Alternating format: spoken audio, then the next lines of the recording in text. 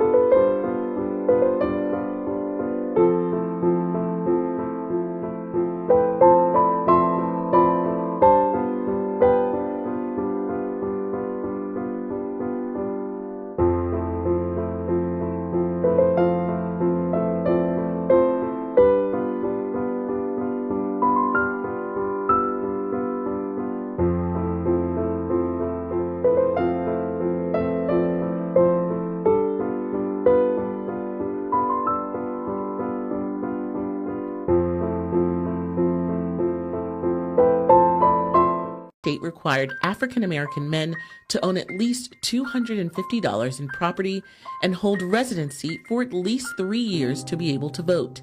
Slavery officially ended in New York in 1827. That was 36 years before President Lincoln signed the Emancipation Proclamation. Of the 100 Black New Yorkers who were eligible to vote in 1845, 10 lived in Seneca Village. Like a lot of property owners in this period of the 19th century up here, people owned large tracts of land. It was mostly farmland up here. And when the city started developing, people started dividing up their property into lots for sale. We don't totally know exactly how African Americans specifically ended up buying property here, other than that they were initially interested because they were looking for space for burial. And it seems that they mostly bought property from one owner, and his name was John Whitehead. Andrew Williams has become one of the most well-known residents of Seneca Village. Williams was a shoe shiner and at age 25 was one of the first people to purchase property. In 1825, he purchased 3 lots from Whitehead for $125. Researchers were able to trace his family. After they left Seneca Village, they were able to take the money they made from their buyout to buy property in Queens. Another well-known resident was William Wilson. He had a large family. I think he had about 7 children and a wife, and he was the sexton for the church. So he lived next door. He helped take care of the church and the grounds. He lived right here in a 3-story house, and they were able to find the foundation of the house and also a lot of artifacts associated with the family. Census records show that residents were employed, with Blacks typically working as laborers in service jobs. Although slavery ended in New York State in 1827, people of African ancestry continued to experience racism and discrimination. Residents of Seneca Village found refuge and relief away from downtown.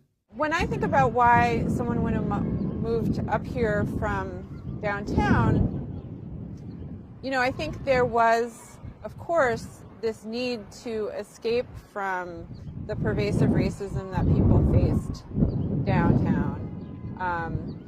There was an opportunity to buy property because it was less expensive.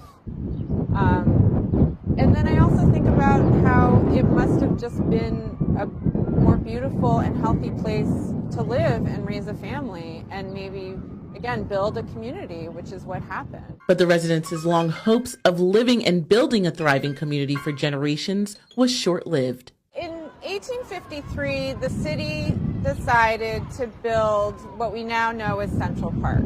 And this was a really big deal for the time. No one had ever made a park that was this large. No one had ever decided to take all of this land away from the real estate market to create a public space. But there were a lot of people living on this land. In 1855, the New York State Census reported approximately 264 people living in the village. Nearly half of the black residents owned homes. To make room for the new park, the city forced all of the residents to leave through the process of eminent domain, which allows states the right to take private land for public use. Construction for Central Park began in 1858. As part of that process, they have to give compensation to the landowners. So what that meant is that everyone living here was displaced and it had to leave. A lot of the residents were not happy with how the city valued their property and their land. Andrew Williams was one of several landowners in Seneca Village and throughout this park site who essentially wrote letters of protest to the city saying, you know, this is what you valued my land, but actually based on what I purchased it at 25 years ago or whatever, and how it should have appreciated and what's on here, I think it should be valued higher. In 1998, the Seneca Village project was created to learn more about the community, land, and the people who live there. The site is home to some of the most recognizable landscapes, including Summit Rock, which is the highest point in the park. It also included a natural spring called Tanner Spring, which was believed to have been a principal water source for the village and its residents. So this area right here is where archaeologists did some of the excavations that discovered a lot of traces of Seneca Village. So they found, traces of pottery and candlesticks. They even found a child's shoe, a pencil. So all of these really kind of meaningful artifacts that really connect us more to the people who lived here. Whenever you do archaeology in New York, if there is something in the ground, usually it ends up staying in the ground and then gets covered up. But they did take all of the artifacts and process them, which means they were cleaned and inventoried, and those are now stored in the city's archaeological repository. In recent years, the Central Park Conservancy has been working to uncover the history of Seneca Village. Researchers have not found any photographs of the village or of the people who live there, but archaeological excavations were conducted in 2011.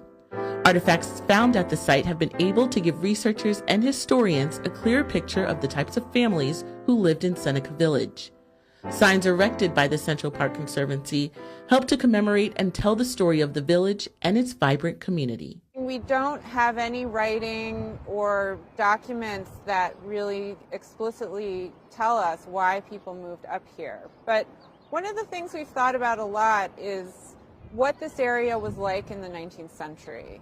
I think it's hard sometimes to imagine that all around us there were no buildings. It was, still pretty rural. And actually what you see